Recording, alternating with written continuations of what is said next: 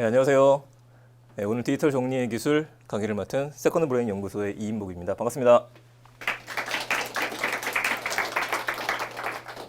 아마 처음 보는 분들이니까 다들 좀 이야기 드리면은요. 저는 현재 세컨드 브레인 연구소 대표를 맡고 있습니다. 저 연구소에서 하는 일들은 그 스마트 워크하고 생각 정리에 대해서 강의를 하고 사람들을 만나고 있고요. 그 스마트폰이라든지 그런 것들을 개발을 하실 때 어떤 식으로 개발했으면 좋겠다. 혹은 교육 프로그램 같은 것들을 이야기하실 때 그런 것들을 좀 자문하는 역할을 같이 하고 있습니다. 작년부터 인터랙티브 북스라고 하는 이름으로 전자책 출판사를 같이 겸하고 있습니다. 그래서 우리나라 책 시장이 좀 많이 변화가 시작이 됐는데 저희는 전자책 분야에서도 뭔가 좀 패스트 패션, 소비성의 책들이 나올 때가 됐다라고 판단을 해서 작년부터 이제 구글이라든지 다양한 디바이스에 대한 활용법들을 책으로 내고 있습니다. 밑에 보시면은 디지털 히어로즈라고 하는 이름이 있는데요. 여러분도 아마 IT 분야에 관심이 많으신 분들 같아서 나중에 네이버에다가 아니면 지금이시라도 디지털 히어로즈라는 이름을 검색하시면은요. 저희 쪽에서 하는 유튜브하고 팟캐스트 방송을 볼 수가 있습니다. 요즘에 세상이 너무 빠르게 변하다 보니까 그 IT 트렌드를 못 쫓아가시는 분들이 많으세요. 그것 때문에 일주일에 한 번 정도씩 저희들은 새로운 이슈가 있는 것들을 녹음을 하고 있고요. 그 녹음한 내용들에서는 IT 분야에서 놓치기 쉬운 것들을 좀 보실 수 있을 겁니다. 마찬가지로 그 스타트업이라고 아시죠? 요즘에 킥스타터부터 시작해서 한국에 있는 기업들도 외국에서 펀딩을 받을 수 있는 길이 많이 열려 있습니다. 국내에 있는 회사들이 그런 데를 갈 때 어떤 제품들을 만들었는지 저희들이 직접 찾아가서 인터뷰하는 역할들을 좀 같이 하고 있죠. 자, 오늘 그 중에서도 디지털 정리의 기술이라는 이름으로 좀 같이 이야기를 해보려고 합니다. 제가 이 책이 올해 상반기에 좀 나왔고요. 화면에 보시는 것처럼 디지털 정리의 기술이라는 이름을 가지고 있습니다. 그래서 좀 많이 오해를 하시는 분들이 많으신데 뭐 정리라고 하니까 컴퓨터에 있는 하드드라이브 정리하는 방법이라든지 아니면 그런 것들을 생각하시는 분들이 많은 것 같아요. 근데 그쪽 분야는 아니고 저희가 할 수 있는 모든 일들, 생활도 그렇고 업무도 그렇고 단순 반복적인 일들을 줄이는 방법에 대해서 이야기를 하고 있습니다. 그래서 내용은 이렇게 돼 있어요. 생각편과 기술편으로 좀 나눠져 있고요. 생각편에서는 좀 인사이트를 얻을 수 있는 내용들, 스마트폰이 국내에 도입되고 난 다음에 어떻게 변화가 일어났는지, 전 세계적으로 어떤 식으로 변화가 일어나고 있는지, 그래서 저희가 신경 써야 될 부분이 뭔지 그걸 좀 봐야 되죠. 아이폰이 국내에 들어온 지 이제 5년 조금 넘었어요. 그런데 변화가 엄청나게 일어났죠. 인터넷으로 이런 생방송을 볼 수 있는 거 그전에 불가능했었죠. 근데 지금은요, 누구든지 스마트폰에서도 볼 수 있게 되다 보니까 변화가 가속화되고 있고 앞으로 더 많은 변화가 일어날 거라고 생각을 합니다. 그래서 오늘 사실 책에 있는 내용이야 여러분들이 책을 보셔도 되고 그런 것들을 살펴보시면 언제나 볼 수 있기 때문에 오늘 여기 오신 분들, 그리고 방송 보고 계시는 분들하고는요, 트렌드하고 디지털 정리라고 하는 두 가지 이야기를 좀 드리려고 합니다. 첫 번째, 얘기 좀 할게요. 로봇. 저는 개인적으로 이런 거 엄청 좋아해요. 뭐 마블 쪽이라든지 로봇들을 너무 좋아하는데 그 로봇 하면은 생각나는 이미지들이 있죠. 어떤 거 있어요? 로봇? 지금과 같은 거, 좀 딱딱한 거. 로봇은요, 기본적으로 화면 보는 것처럼 딱딱해요. 단단하고요. 사람의 업무를 도와주고 뭔가 좀 스마트하고. 그래서 보통 생각하는 게 터미네이터 같은 영화라든지 아니면 여러분들 견학가 보셨으면 아실 공장에 있는 기계 팔들 그런 것들을 생각을 합니다. 거기에서 크게 벗어나지 못했어요. 그런데 올해 얘가 나왔죠. 아마 이 영화 웬만하면 다 보셨을 겁니다. 빅히어로. 너무 유명하죠. 자, 앞에 있는 저 로봇가 하드하다고 얘기를 하면은요, 딱딱한 것들. 뒤에 있는 이런 빅히어로 같은 로봇들을 소프트 로봇이라고 이야기를 합니다. 완전히 차이가 나죠. 자, 앞에 얘를 보면은요, 단단해요. 강해요. 근데 뒤에 걸 보면은요, 말랑말랑하죠. 여러분들 이미지 검색해 보시면은 안겨 있는 것들 나옵니다. 뭔가 안아주고 싶고 옆에 있어도 부담을 안 느낄 만한 로봇. 그런 것들 소프트 로봇이라고 얘기를 하죠. 올해 화두 중에 하나가 로봇이에요. 먼 미래가 아닌. 제가 영상 하나를 보여드릴게요.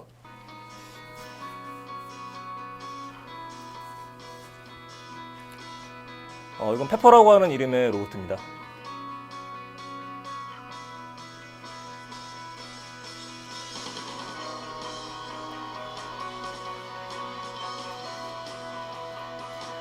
보는 것처럼 굉장히 자연스럽게 움직이죠. 얼굴 모양도 딱딱하게 생기진 않았고요.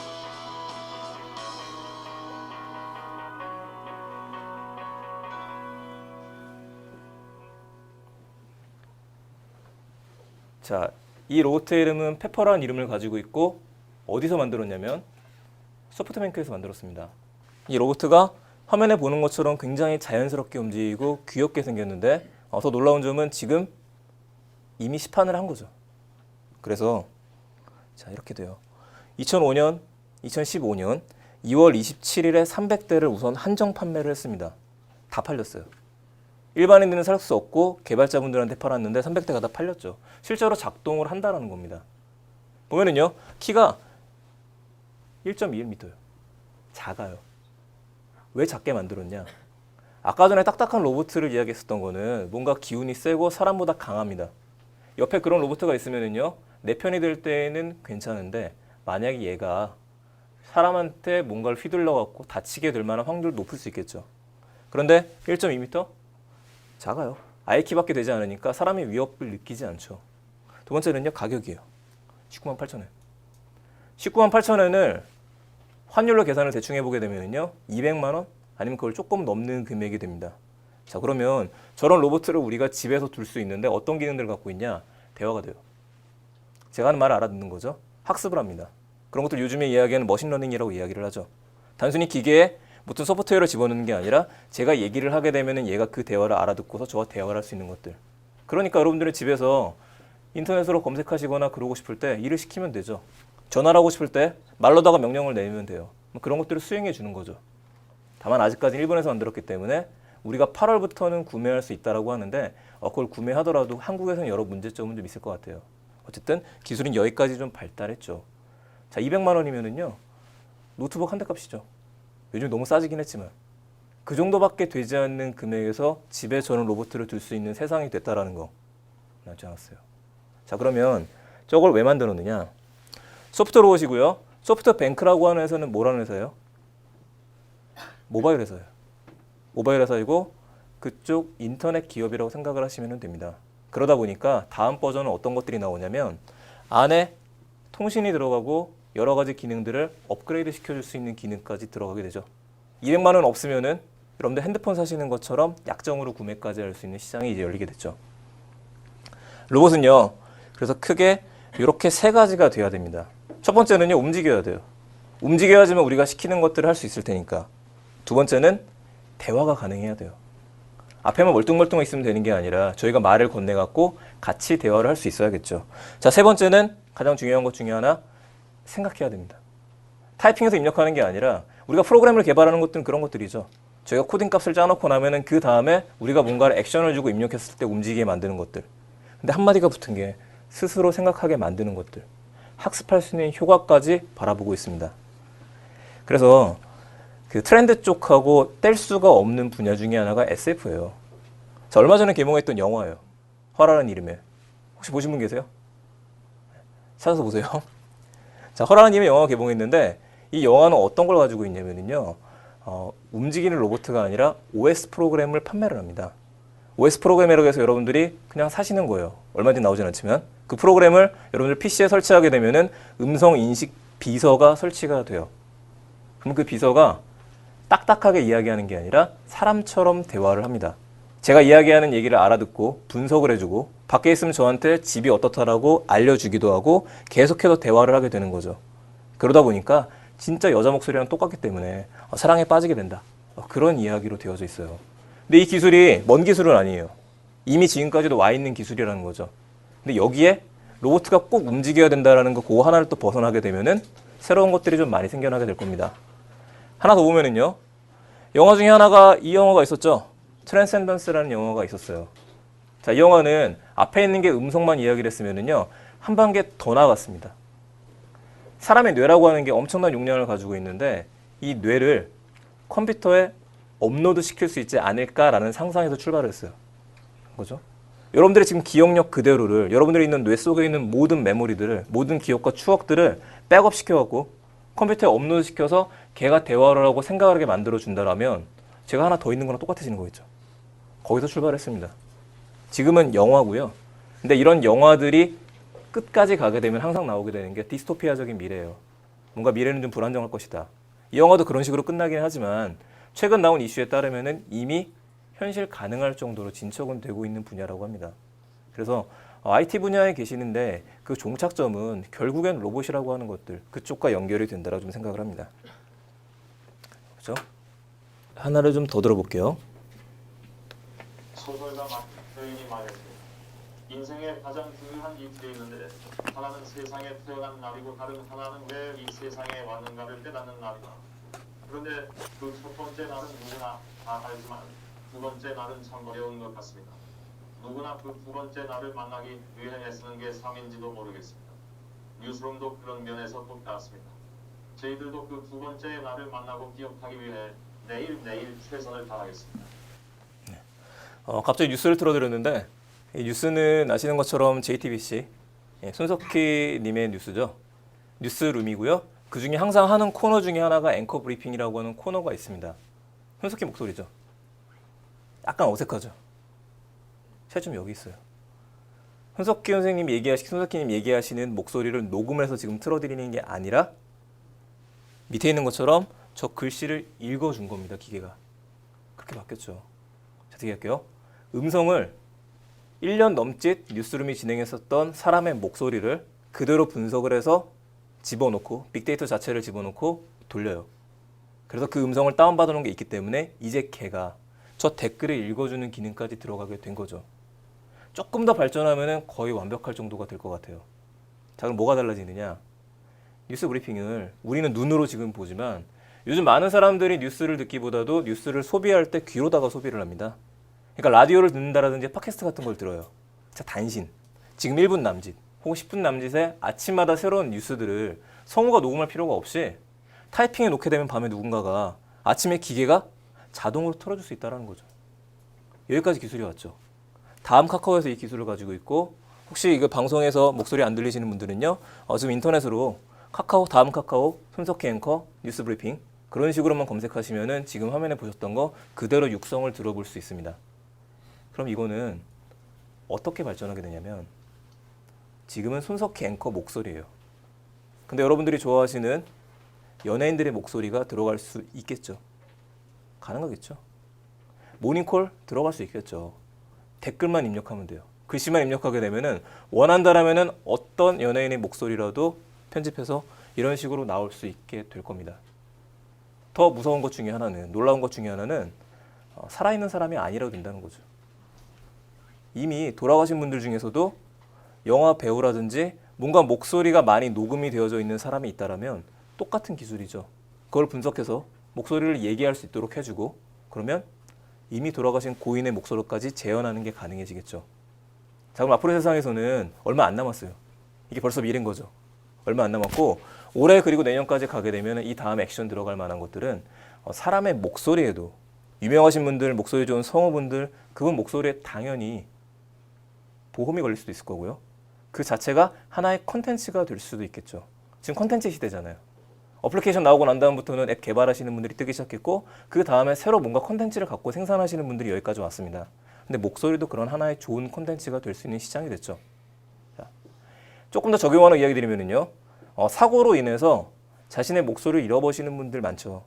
우리 스티븐 호킹 박사님 같은 경우에도 마찬가지였죠. TV에서 보시게 되면은 그분이 타이핑을 해서 힘겹게 누르게 되면은 기계음이 나오게 됩니다.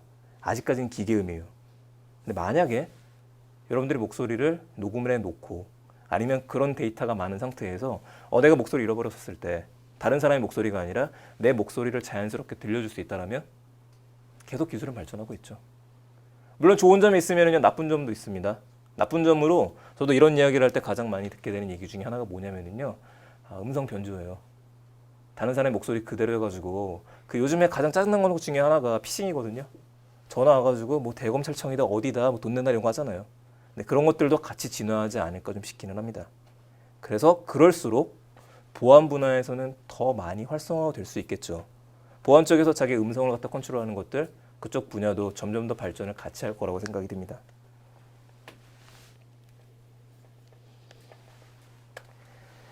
자, 이미 여러분들 가지고 계시는 스마트폰에 기능 비슷하게 다 들어있죠.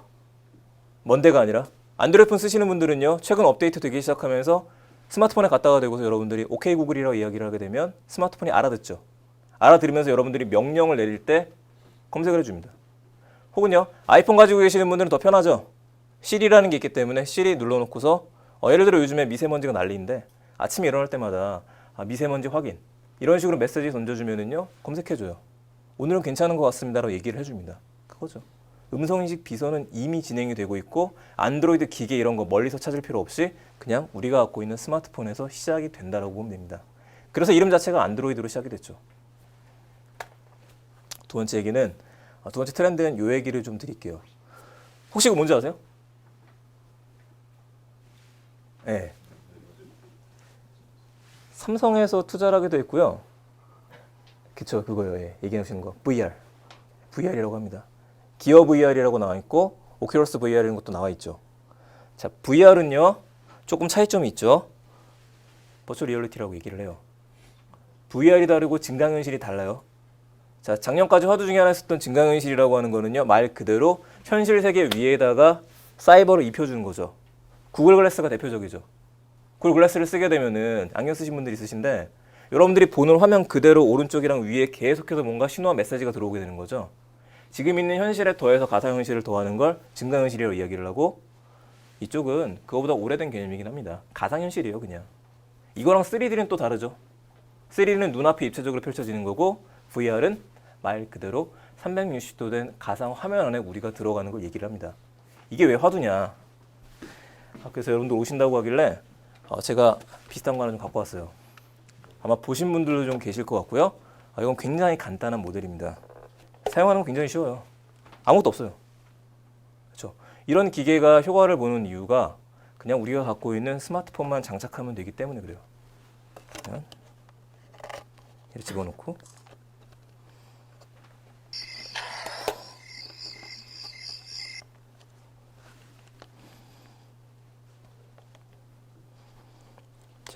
우선은 앞에 계시는 분들한테 조금 보여드릴 수 있을 것 같아요.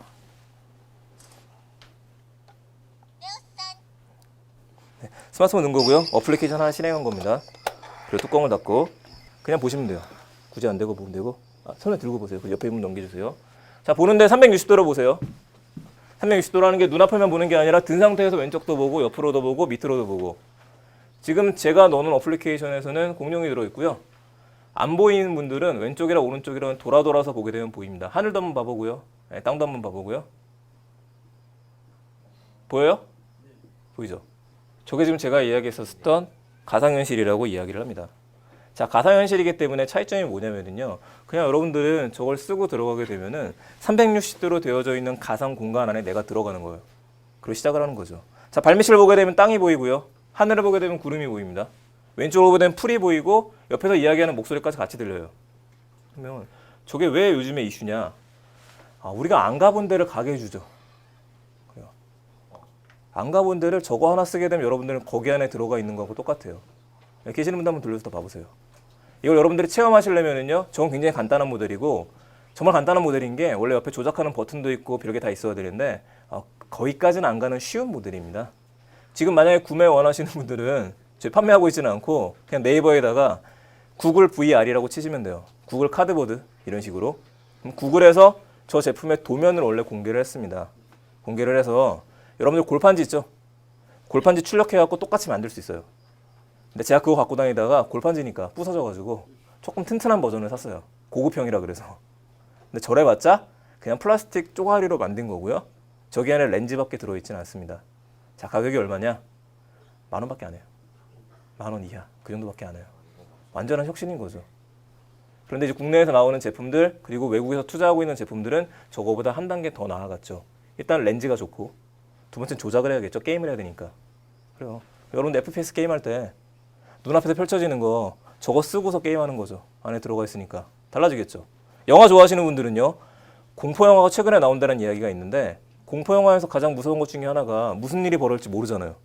근데 여러분들 그 범죄가 저질러지는 방 안에 있어요. 옆에서 귀신 소리가 들려요. 보게 되면 뭔가 있는 거죠. 뭔가 있고. 이게 뮤지컬로 가게 되면은요. 뮤지컬 배우를 앞에서 보는 게 아니라 뮤지컬 배우들이 옆에서 춤을 추게 되는 거죠. 세상이 아주 먼 미래가 아니라 지금 여러분들이 인터넷에서 결제만 하면 구매할 수 있는 가장 간단한 장비. 안드로이드 폰 가지고 계시는 분들, 아이폰 가지고 계시는 분들 별도의 디바이스 필요 없이 본인 거 전원 킨 다음에 어플리케이션 다운받고 실행만 하면 돼요. 그 다음에 재밌게 즐기기만 하면 되는 거죠. 그래서 페이스북에서 2조 5천억 원이라는 많은 돈을 주고서 오큘러스라고 하는 VR에 투자를 했죠. 가상현실이 점점 더 옆으로 오고 있어요. 자, 하나 더 볼게요. 원어민 VR이 나오기 시작합니다. 원어민 VR이라는 거는 여러분들 영어 공부하셔야 되잖아요. 그래야 되는데 미리 녹화한 영상 안에 들어가가지고 여러분들 마치 게임하는 것처럼 앞에 외국인 원어민 강사 이야기를 하면 같이 대화 주고받으면 돼요. 선택지가 나오겠죠. 선택지 하게 되면 그 다음 액션으로 들어가게 될 거고요. 하나 더 봐볼까요? 자, 대학교 가볼 수가 없는데 투어링을 할 수가 있어요. 맞죠? 가상대학 캠퍼스 투어 개발 업체인 UBGC라고 하는 데가 있답니다. 거기를요, 우리가 예일대를 한번 가보고 싶어요. 가보고 싶잖아요, 하버드. 나중에 돈 번 다음에 우리 비행기 타고 가봐야겠지만은 가보고 싶단 말이에요. 그럴 때 어떻게 생겼는지 궁금하니까 그러면 이거 쓰고서 안에 들어가게 되면 캠퍼스 투어를 할 수가 있다. 자, 투어 개념으로 들어가게 되면은요, 여행도 바뀌겠죠. 여행이 바뀌어요. 최근에 나온 자동차 VR 같은 걸 보게 되면 여러분들이 저걸 쓰면은요, 자동차 맨 앞좌석에 여러분들이 타고 있어요. 그리고 시작이 됩니다.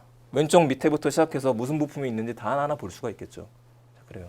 그럼 투어되는 것도 바뀔 거고 사람들을 응대하는 것도 바뀔 거고 특히 매장을 현실 세계에서 혹시라도 열 수 없는 데가 있다라면 가상 세계의 매장을 열 수도 있겠죠. 자, 게임 생각하시면 돼요. 여러분들 MMORPG 한다라든지 그런 거 할 때 항상 옛날부터 나왔던 것들 중에 하나 그거거든요. 게임 속에 내가 들어가게 된다라는 것들. 가능한 거죠. 근데 이게 언제다? 지금이라는 거죠. 먼 미래가 아니라. 그래서 IT 쪽에 계시는 분들이나 아닌 분들이나 요즘 스쳐 지나가는 트렌드들을 꼭 챙겨봐야 되는 이유 중에 하나가 이런 것들인 것 같습니다. 사실 뭐 얘기해 드릴 것들은 정말 많기는 하지만 오늘 대표적으로 제가 관심 있는 부분이기도 하고 트렌드 중에서 꼭 놓치지 않고 봐야 될 로봇하고 VR 두 가지 이야기를 좀 드렸습니다. 이제 이 얘기를 좀 넘어가 볼게요. 도대체 이런 트렌드들이 많은데 디지털 정리라고 하는 분야는 좀 어떻게 연결을 시켜야 되느냐. 자, 정리부터 좀 이야기 드리면은요. 제가 어렸을 때 항상 들었던 얘기 중에 이런 거였어요. 제자리 좀 놔라. 어디다 놓는지 모르겠다. 어린이 된 지금도 가끔 잊어버리는 것들 중에 하나가 그 자동차 키 그런 것들 여기저기 던져놨다 자꾸 잊어버려요. USB 잊어버려갖고 찾는 경우도 많고 항상 제자리에 놓게 되면 그런 일이 없을 텐데 찾게 됩니다. 버리는 시간이 굉장히 많아져요.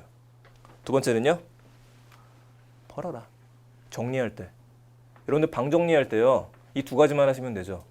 원래 있던 거 제자리에 놓는 것들, 나한테 필요 없는 거 버리는 것들. 이게 습관이 안 되면은 아날로그 정리뿐만 아니라 디지털도 마찬가지입니다. 예전에 제가 고등학생이던 시절에 비하면은요, 지금 하드드라이브 용량 자체가 엄청나게 올라갔죠. 500메가, 400메가일 때도 있었어요. 자, 그때가 되면은 극단적으로 용량이 작기 때문에 뭔가 영화를 본다라든지 게임을 설치한다라든지 그렇게 되면은요, 제가 하드드라이브를 지우고 관리를 해야 돼요. 지금은요, 안 하죠. 1TB가 넘어갔어요, 이제. 개인이 소장할 수 있는 게. 가격도 굉장히 저렴해졌습니다. 그럼 사람들이 뭘 하느냐? 그냥 다운받아 놓고 안 지워요. 한마디로 더 많은 용량이 생기면 생길수록 더 많은 우리가 불필요한 파일들도 채워지게 된다는 거죠. 사진 생각해 보세요. 스마트폰에 웬만하면 16기가, 32기가, 64기가까지 나왔고 태블릿 PC 100기가 넘는 것까지 나오기 시작했는데 사진 찍어놓고 정리 안 합니다. 안 하게 되다 보니까 기업들에서는 그 서비스들이 나왔죠. 드랍박스, MS, 최근에 아마존까지 여러분들이 스마트폰에 있는 사진들 약정만 체결하고서 돈 일부만 내게 되면은 알아서 백업해 주겠다. 여러분 스마트폰 없어져도 괜찮다. 사진 우리가 백업해 줄게. 그렇게 나왔어요. 사람들이 보통 사진 찍는 개수가요. 하루에 평균적으로 20개 이상씩 찍습니다. 근데 그 사진 중에 대부분 많은 것들이 음식 사진이에요. 별로 중요하지 않은 사진들. 지우지 않는다는 거죠. 두 가지예요, 정리는요. 제자리에 놓는 것들, 버리는 것들. 그래서 업무에서의 정리로 얘를 좀 바꿔보게 되면은요. 우리가 뭔가 프로젝트를 할 때 업무도 마찬가지고 개인적인 일들도 마찬가지입니다. 세 가지만 지키시면 돼요. 자, 모든 절차는요. 수집하고 정리하고 발산이라고 하는 세 가지 스텝으로 이루어집니다. 이 발산이라고 하는 게 우리가 이력서를 쓴다라든지 아니면 회사에서는 보고 자료를 작성한다라든지 여러분들이 뭔가 개발하기 위해서 만들어낼 때 그 모든 것들을 발산이라고 얘기할 수 있겠죠. 그러면은 사실상 우리가 해야 되는 거는 앞에 이 두 가지를 먼저 해야 돼요. 그래야 좀 발산할 수 있어요. 하다못해 어떤 분들은 블로그에 내가 글을 쓰기 위해 들어갔었을 때 들어가면은요 블로그에 있는 글쓰기 버튼부터 눌러요. 글쓰기 버튼을 누르게 되면은요 하얀 창이 뜨죠. 아무도 못해요. 우리가 뭔가 레포트를 쓰기 위해서 파워포인트를 실행을 하고 한글 문서를 띄우고 워드를 띄웁니다. 그리고 일을 하려고 그래요. 아무것도 안 돼요. 무슨 얘기냐면 우리가 뭔가 발산 절차에 들어가기 전에 앞에 두 가지가 먼저 이루어져야 돼요. 수집하고 정리하는 거. 자, 수집은 보통 노트랑 메모 같은 것들 우리 수집이라고 이야기를 하죠. 여러분들 평소에 메모하시는 것들, 뭔가 아이디어가 생겼을 때 공책에 적어놓는 것들. 이 수집이라는 절차는 그래서 평소에 항상 해야 돼요. 내가 원하는 것들은 한쪽에 모아놓자. 저게 끝나고 나면은 정리 단계가 들어갈 수 있겠죠. 자, 정리로 가기 전에 하는 게 생각의 확장입니다. 그동안 내가 수집했던 데이터를 보면서 스크랩했던 내용들을 보면서 읽었던 책들을 훑어보면서 여기에서 내가 뭘 만들어낼 수 있을까? 내가 하고 싶은 것들을 이렇게 정리해놨었는데 이렇게 하다 보니까 내가 진짜 하고 싶은 건 뭐야? 라고 하는 것들. 그걸 다시 한번 정리하는 과정에서 생각의 확장, 인사이트가 만들어지죠. 저걸 위한 툴들은 만다라트라는 것도 있고 브레인스토밍도 있고 여러 가지 기법들이 많이 있습니다. 그걸 통해서는 우리 생각이 열리는 거예요. 여기까지 두 가지가 되고 나면 그 다음은 정리죠. 정리해서 사용하시면 가장 좋은 게 마인드맵입니다. 마인드맵은 요즘에 고등학생들 굉장히 많이 하고 특히 대학생들부터 시작해갖고 성인에 이르기까지 광범위하게 많이 펼쳐져 있습니다. 마인드맵은 제가 이쪽에서도 온라인 강의를 준비하고 있으니까 나중에 필요하시면 보셔도 좋을 것 같고요. 자, 공부를 굳이 안 하시더라도 여러분들이 인터넷 들어가시면은요 마인드맵에 관련된 굉장히 많은 자료들이 있어요. 그걸 보면서 지금부터라도 내가 공부하는 것들, 시험 보기 전에 그런 것들을 정리를 조금씩 해놓으시게 되면은 굉장히 많이 도움을 받을 겁니다. 제가 실제로 많이 활용을 했었죠. 저렇게 돼서 내가 어떤 내용을 해야겠다라는 게 수집한 정리한 자료들을 보고 마인드맵까지 가게 되면 이제 그제서야 이걸 할 수가 있는 거죠. 기획이라고 하는 단계, 플랜, 프로젝트. 마지막으로 제안서를 만들거나 보고서를 만들거나 기획서를 만들거나 발표 자료를 만들거나 갑자기 예로 뛰어드는 게 아니라 앞에 것들이 충실하게 되고 난 다음에 들어가야지 시간도 절약이 되고 틀리지가 않게 됩니다. 그래서 저 세 가지 스텝으로 이루어져 있어요. 자, 디지털 정리 부분에서는 이 얘기를 다 하면 좋겠지만은 오늘 우리 시간 제한도 있기 때문에 앞에 수집하고 정리에 대한 이야기만 조금 드리려고 합니다. 어떤 것들을 정리하면 좋으느냐? 제가 실제로 정리하고 있는 것들은 이런 것들을 하고 있어요. 생각 정리, 약속 정리. 누군가 만나기로 했었을 때 내가 뭔가 해야 되는 일에 대해서 할 일이죠. 자, 아날로그 자료 정리. 우리가 메모하는 거, 노트하는 거. 지금도 메모하고 노트하는 친구들도 있는데 우리가 지금 뭔가 기록해 놓은 것들은 잊어버리기가 쉽습니다. 찾기도 어려워요. 그런 것들을 디지털로 바꿔서 한 곳에 보기 좋게 정리해야 된다. 이제 만나야 되는 사람들이 점점 많아지게 되니까 사람에 대한 정보들도 정리가 되면 좋겠죠. 그걸 인맥 관리, 인맥 정리라고 이야기를 합니다. 우리가 인터넷상에서 볼 수 있는 굉장히 많은 디지털 자료들, 메일이 될 수도 있고 PDF 자료가 될 수도 있고 뉴스나 신문 기사가 될 수도 있을 것 같아요. 자, 그런 것들까지도 정리가 필요하죠. 그래서 오늘은 자료 수집의 기술 이야기를 좀 먼저 드릴게요. 자, 우리가 수집할 수 있는 자료들은 크게 두 가지입니다. 정보를 얻는 것부터 먼저 얘기 드리면 이런 데서 얻죠. 사람을 만나서 얻고요. 길거리를 만나면서 블로그. 사람은요 간단해요. 여러분들이 친구하고 잡담을 나누다가 뭔가 좋은 아이디어가 떠올랐어요. 그것도 내가 수집해야 되는 대상이 될 수 있겠죠. 혹은 지금처럼 강의를 듣고 있다가 머리 스쳐 지나갈 때 그럴 때는 어딘가에 남겨놔야 돼요. 나중에 찾으려고 하면은요 절대로 못 찾습니다. 우리가 생각하는 것보다 우리 머리가 그렇게 뛰어나지가 않죠. 어딘가 있겠지만은 기억을 되살리려고 해도 못 찾아요. 그래서 보조수단이 좀 필요하죠.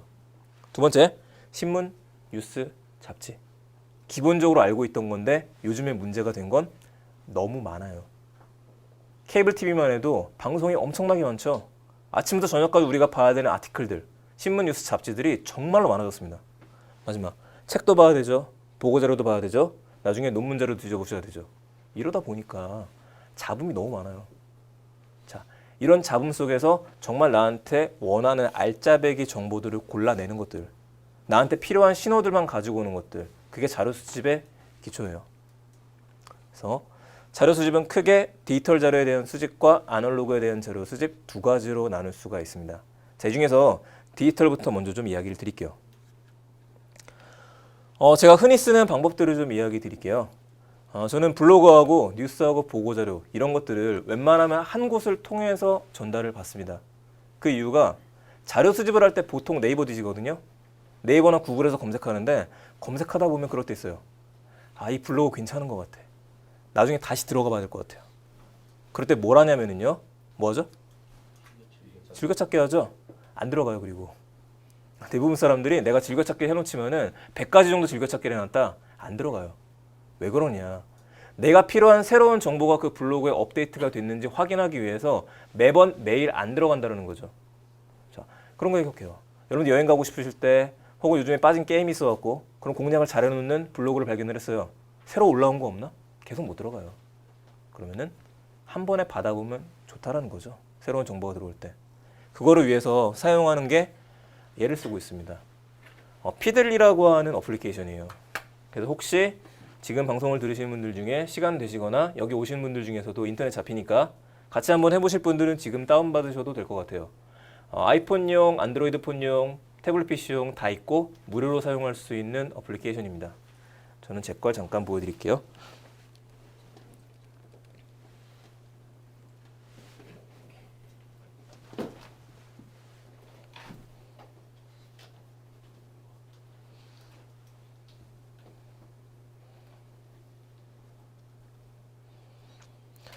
예, 플레이스토어에서 피들리라고 검색하시게 되면 맨 위에 저런 게 뜰 겁니다. 무료로 사용할 수 있으니까 누구든지 다운받으시면 좋을 것 같고요.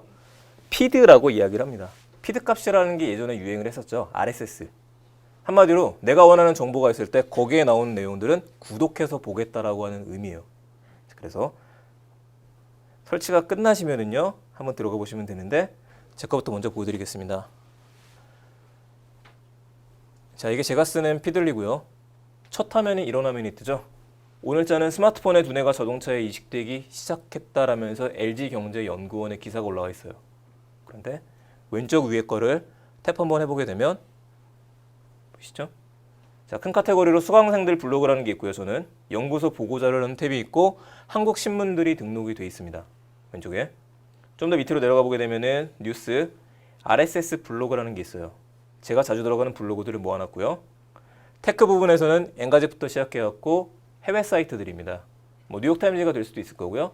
내가 원하는 사이트가 있을 때에는 저는 블로그든 뉴스든 다 이쪽에 등록을 해놨어요. 그럼 어떻게 볼 수 있느냐? 두 가지 정도 들어가 보죠. 자, 제가 매일 보는 사이트 중에 하나가 GDNet 코리아와 블로터라는 두 군데 좋은 사이트들이 있습니다. 여기에 인터넷 기사를 보기 위해서 매번 접속할 필요가 없어졌어요. 여기서 제가 접속하면은요. 자, 이런 화면으로 보여줘요. 보는 것처럼 썸네일 이미지라는 작은 이미지하고 헤드라인 기사하고 두 줄 정도의 요약된 자료를 보여주죠. 보고 나서 내가 관심 있는 것만 킵하면 되겠죠. 내 걸로. 해볼까요? 보다 보니까 유럽에 타깃된 구글 10년 전 MS와 다를까 이런 기사가 올라와 있어요. 눌러보면은요. 기사가 보이죠? 여러분들 인터넷으로 볼 때랑 이렇게 볼 때랑 차이점이 뭐 있죠? 인터넷 신문 사이트 들어갔을 때 인터넷으로 우리가 보통 신문 사이트에 들어가게 되면은요, 좀 지저분해요. 맞죠? 광고가 있기 때문에 그렇죠. 화면에 보이는 것처럼 지금 뭐가 없어요? 광고가 없어요. 광고가 없이 아티클하고 이미지를 깔끔하게 보여줍니다. 이러기 때문에 RSS를 허용한 정도에 따라서 어떤 신문 기사들은 전문이 이렇게 보이기도 하고요. 어떤 사이트들은 중간까지만 나오고 더 많은 내용을 확인하려면 직접 홈페이지에 접속해야 된다라는 문구가 뜨기도 합니다. 어쨌든 지금처럼 모아서 볼 수 있다는 얘기가 되겠죠. 자, 이게 신문 기사예요. 그럼 블로그로 가볼게요. 블로그 중에서 그 맥 쓰시는 분들이라면은 빠지지 않고 들어가는 블로그 중에 하나가 백투더 맥이라는 블로그가 있습니다. 그 맥에 대한 정보들이 정말 잘 올라와요. 근데 그것도 마찬가지로 매번 들어갈 수는 없어요. 자, 백투더 맥 사이트 들어가 보면 여기는 이런 식으로 보이게 돼요. 무슨 차이냐? 아까 전에 우리 신문으로 봤을 때하고요. 지금 블로그를 봤을 때하고 큰 차이가 없죠. 점점 그렇게 바뀌어가고 있는 것 같습니다. 내가 원하는 기사가 있을 때는요. 지금 구독해서 보라는 거죠. 새로운 게 올라오니까. 봤어요? 그 다음에 스쳐 지나가면 소용없겠죠. 자, 다시 보겠습니다. 자, 이 중에 하나를 누르고요.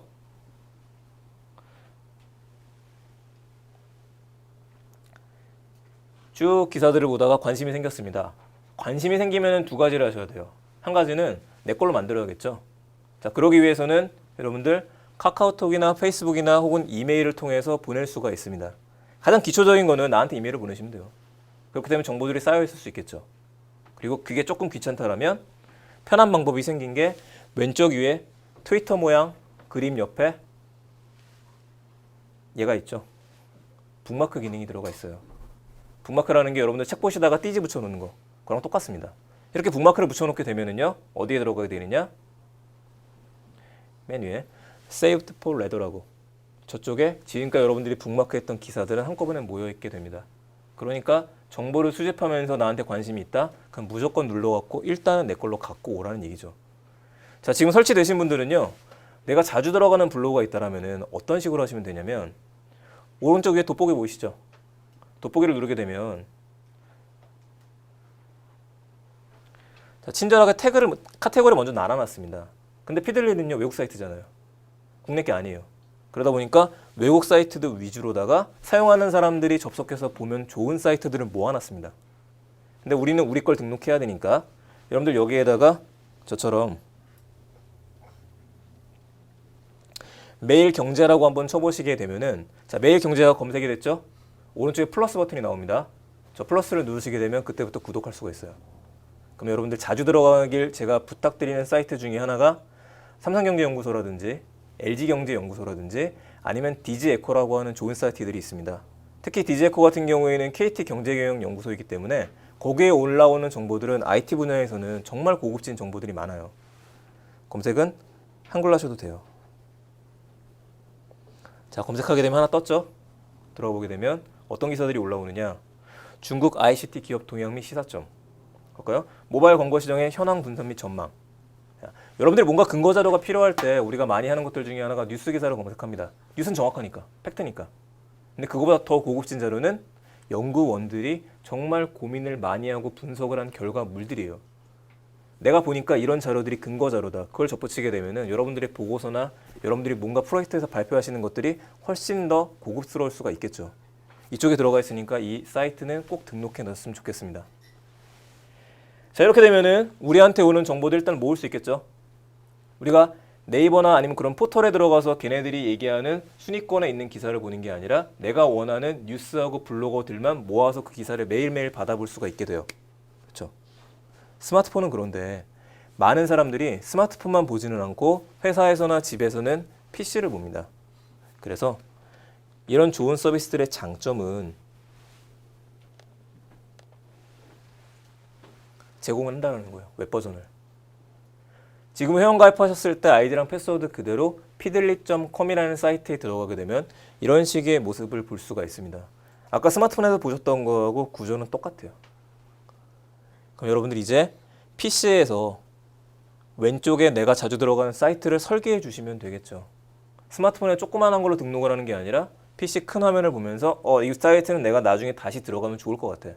그런 데를 발견하게 되면 애드 컨텐츠 누르시면 타이틀 입력하라고 나오니까 여기다 여러분들이 홈페이지 주소나 블로그 주소를 그대로 따다가 붙여 넣으시면 됩니다. 그때부터는 그 사이트는 내가 구독을 할 수 있어요. 자, 장점은 스마트폰 만약에 분실했어요. 상관없겠죠. 클라우드 기반이기 때문에 여러분들이 저장했었던 모든 정보들은 웹상의 데이터가 남아있으니까 어떤 디바이스에도 접속하더라도 상관없게 될 겁니다. 그래서 피들리 서비스 이용하는 거 조금 이야기 드릴게요. 자, 두 번째는요, 보관이에요.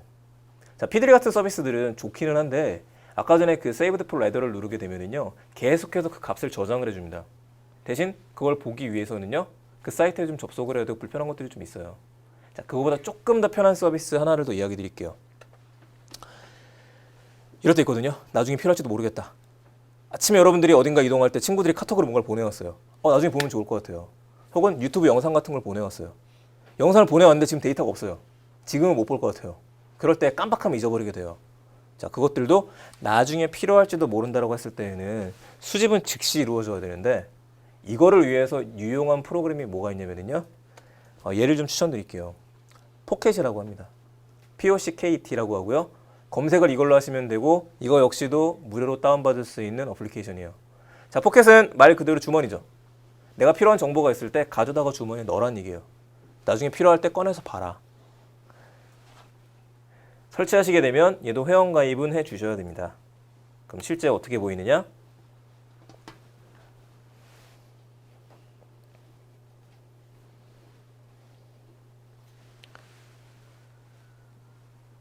자, 만약에 여러분들이 토크화이트 TV에 들어와서 정보들을 보다가 이 기사 괜찮은 것 같아요. 오늘 강의죠? 이런 내용들 좋은 내용인 것 같은데 나중에 다시 보면 좋을 것 같습니다.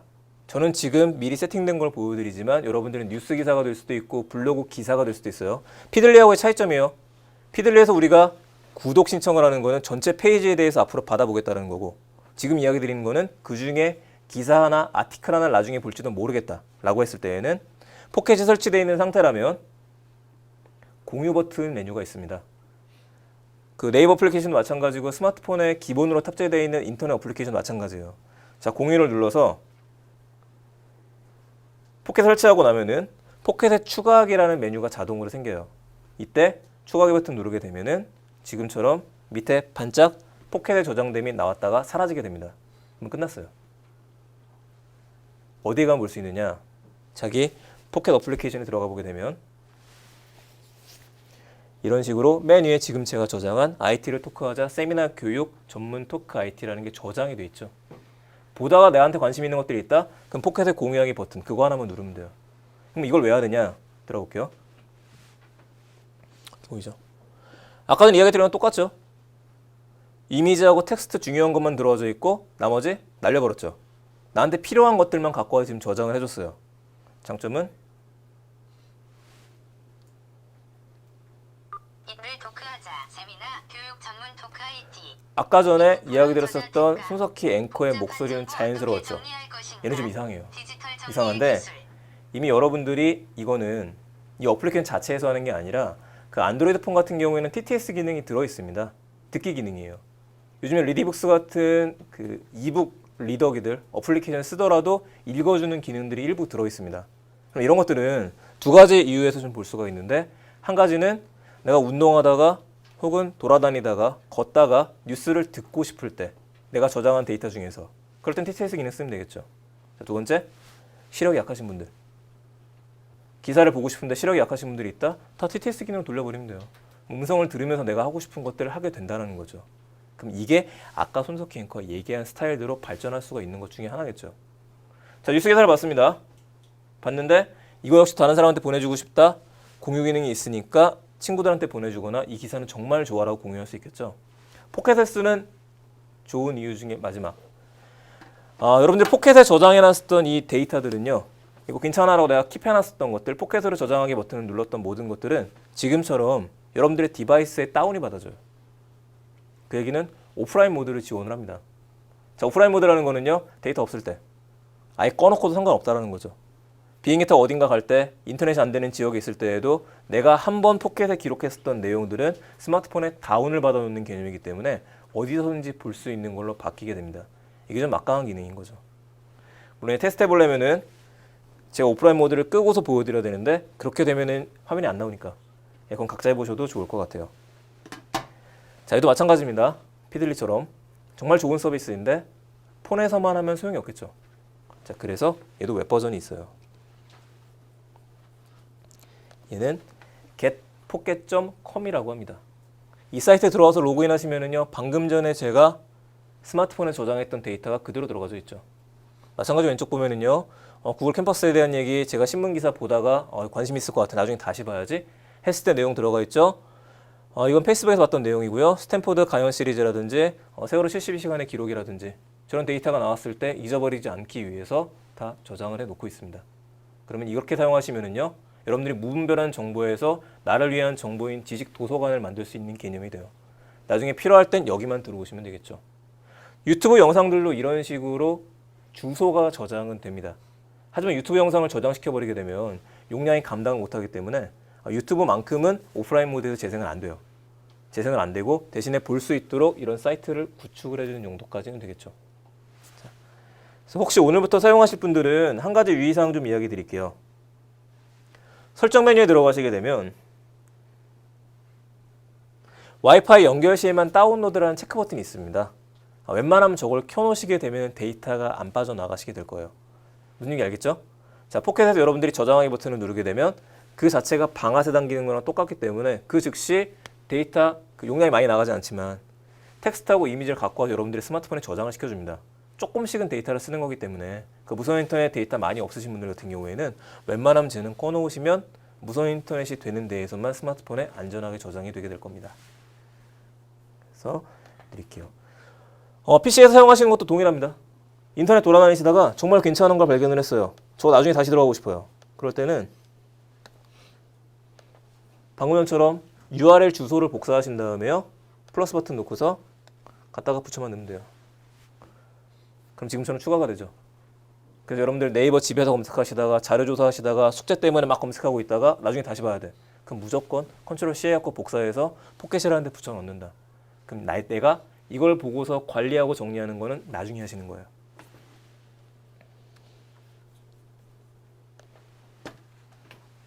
자, 아날로그 얘기 좀 드려볼게요. 앞에서 이야기했던 것들이 디지털 자료들을 정리하는 간단한 것들을 이야기 드렸으면 사실 정리할 자료는 더 많습니다. 메일도 있고 뭐 여러 가지가 있기는 하지만 우선 두 가지 좀 이야기 드렸고요. 아날로그 방식에서는 저는 에버노트를 쓰고 있어요. 그래서 혹시 뭐 에버노트 유저들 방송 들으시는 분들 중에 굉장히 많으시겠지만은 그 깊이 들어가면은 정말 어려운 게 에버노트고 가볍게 쓰면 정말 가볍게 쓸 수 있는 것들 중에 하나가 또 에버노트입니다. 그래서 제가 쓰는 가벼운 거를 좀 이야기 드리면은요. 저는 길 걷다가 이런 것들 발견을 해요. 화면이 좀 어두워서 안 보이시는 분들 계실 텐데 그 치킨파이터라고 써 있어요. 치킨파이터. 최용원 선수가 치킨파이터 치킨집을 낸 걸 제가 발견을 했죠. 길을 걷다가. 보면은요. 재밌는 걸 볼 때 요즘에 사진을 많이 찍죠. 사진 찍고 나서 뭐 하냐면 내가 안 가지고 있어요. 다른 사람들한테 공유를 합니다. 저 역시도 마찬가지로 공유를 해요. 저는 페북을 주로 하기 때문에 페이스북에 공유를 합니다. 근데 아차 싶은 거예요. 제대로 눈을 뜨고서 내가 좋은 아이디어를 발견해야지 라고 걸으면은요. 지금 여기에서도 우리가 얻을 수 있는 아이디어는 정말 많이 있습니다. 근데 SNS에 공유시켜놓은 자료를 나중에 검색해서 찾는 거는 하늘의 별따기예요. 어렵다는 얘기죠. 저 때부터 저는 에버노트로다가 저장을 하고 있습니다. 에버노트에는 좋은 카메라 기능이 있기 때문에 그 에버노트 카메라로 아이디어를 수집하고 싶은 게 나타날 때마다 즉시 수집을 해요.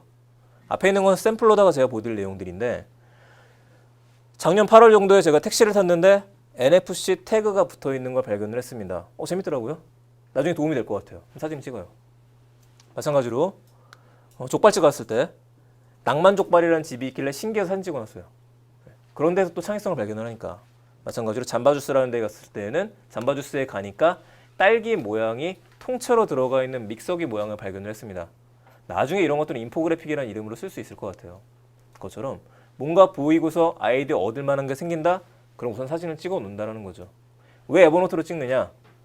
에버노트는 클라우드 기반이기 때문에 여러분들 에버노트 카메라로 사진을 찍게 되면 그 즉시 클라우드가 돌아가게 되면서 내 스마트폰에 저장이 되는 게 아니라 클라우드 서버에 안전하게 저장이 됩니다. 그것 때문에 쓰는 거죠. 공유하기도 편하니까. 마지막으로 정리에 대한 이야기 좀 드릴게요. 저렇게 내가 수집한 자료들을 어떻게든 정리를 해야 할 텐데 걔는 뭘 쓰느냐? 제가 정리의 도구로 쓰는 거는 마인드맵 프로그램을 쓰고 있습니다. 지금 들으시는 분들은요. 얘는 하나 적어두시면 도움이 되실 거예요. 국내에서는 xmindkorea.net이라는 사이트에 들어가면 되고 무료로 다운받을 수 있는 마인드맵 소프트웨어입니다. 잠깐 보여드리면요.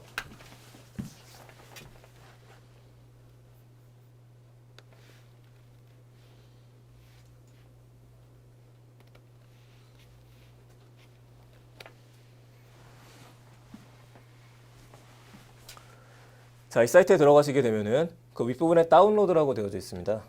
이 다운로드에서 받으시면 돼요. 이 버전을 다운받을 수 있는데 외국 회사에서 만드는데도 불구하고 지금 한국 법인이 있기 때문에 완벽하게 한글을 지원을 합니다. 그리고 무료인데도 불구하고 기능들이 굉장히 많이 있죠. 이게 프로그램이에요. 엑스마인드. 실제로 사용하는 거는 가운데서부터 마인드맵은 시작을 합니다. 그래서 마인드맵에 해야 할 일들.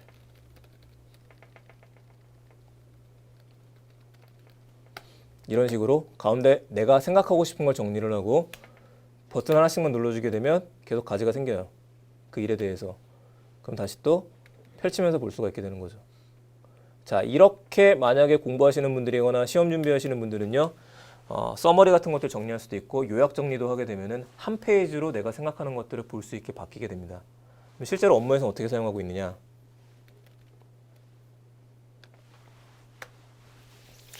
아까 그냥 얘기 드렸던 수집 정리 발산이라는 절차에서 이런 식으로 들어가게 됩니다. 수집의 통로는요. 피들리를 썼죠. 에버노트로 모았었죠. 포켓을 쓰고 있습니다. 정리는요. 엑스마인드를 써요.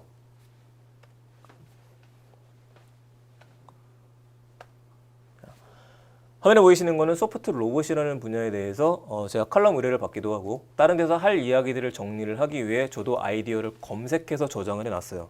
여러분들이 보셨던 거하고 동일합니다. 제일 처음에 이 데이터들이 들어가 있는 데는 다 포켓에 들어가져 있어요. 그럼 저는 정보를 수집하는 시간 자체가 굉장히 많이 단축이 되죠. 그냥 이걸 사용하기 전까지는 네이버에서 검색하고 난 다음에 아 이거 뭐라고 써 있는 거야 다 읽어보고 나서 나한테 필요한지 아닌지 그때 정리를 다시 했어요. 근데 지금은 그러지 않아도 되죠. 1시간이라면 1시간 동안은 계속 네이버 돌아다니면서 혹은 검색기 돌아다니면서요. 헤드라인만 보고서 나한테 필요한 무조건 저장을 해놓습니다. 나머지 시간 동안은 이제 읽어보면서 필요한 게 있고 없고를 구분을 해요. 자 밑에 보면은요. 은행 간이 직원이라고 돼 있죠. 뭐냐 아까 전에 보여드렸었던 그 페퍼의 직원용 버전이에요.